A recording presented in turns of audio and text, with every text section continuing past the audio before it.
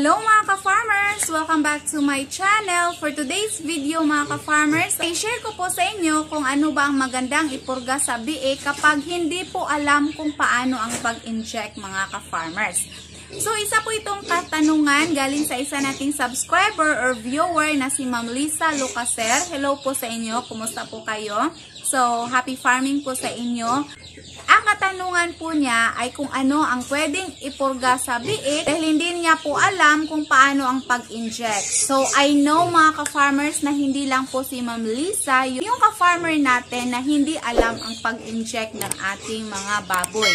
So, kung hindi natin alam ang pag-inject mga ka-farmers at gusto po talaga natin na injectable yung gagamitin natin kasi direct po ito sa bloodstream, pwede po na tumawag tayo ng technician. So, yung mga technician sa mga feeds na ginagamit natin mga ka-farmers, pwede po yan sila. So, ang sabi po mga ka-farmers, free po yan sila, pero sa amin mga ka-farmers, binibigyan po talaga namin sila ng tip para pang gasolina at syempre pang snacks din. Para pag next time na tatawag kami mga ka-farmers, mas i-priority po kami. Pero so yung katanungan, kapag wala po tayong matatawag na technician mga ka-farmers at hindi po natin alam kung paano yung pag-inject. So yung best choice natin dyan ay pampurga na powder mga ka-farmers. Tulad dito, Latigo 1000. So itong Latigo 1000 mga ka-farmers, pwede po ito sa biik. Isang sachet ang ihalo po natin sa kanilang pagkain.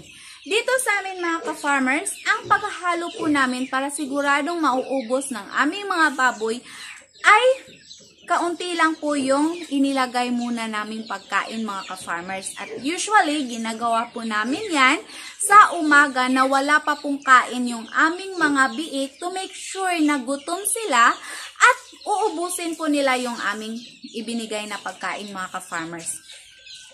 Ang pagkain kasi na may purga mga ka-farmers, mapakla po yan. So, iba yung taste. Mapapansin po yan ng ating mga baboy. Kaya kailangan na yung time na magbibigay tayo nito, yung gutom na gutom yung ating baboy para kahit na mapakla yung lasa mga ka-farmers, kakainin pa rin nila. So, yun po ang technique namin dito.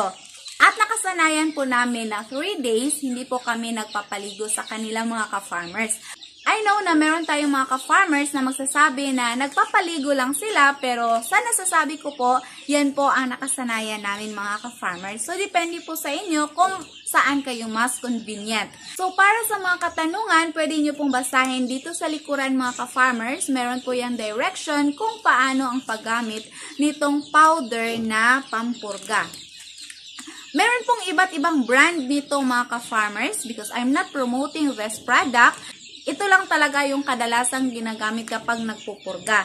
So, Latigo. Pero, pwede nyo pong itanong sa mga agri-fit stores dahil meron pong mga iba't ibang brand niyan mga ka-farmers. So, depende na po sa pipiliin ninyo. So, maraming salamat po sa ating mga ka-farmers na nagtatanong at kung meron po kayong makatanungan, feel free to comment sa ating mga videos para masasagot po natin at makakaalam din ang iba nating mga ka-farmers. Sana po ay makatutulong sa inyo ang video ito. Huwag niyo lamang pong kalimutan na mag-subscribe at i-click ang notification bell para kayo po ay palaging updated sa ating mga bagong farming tutorials na i-upload.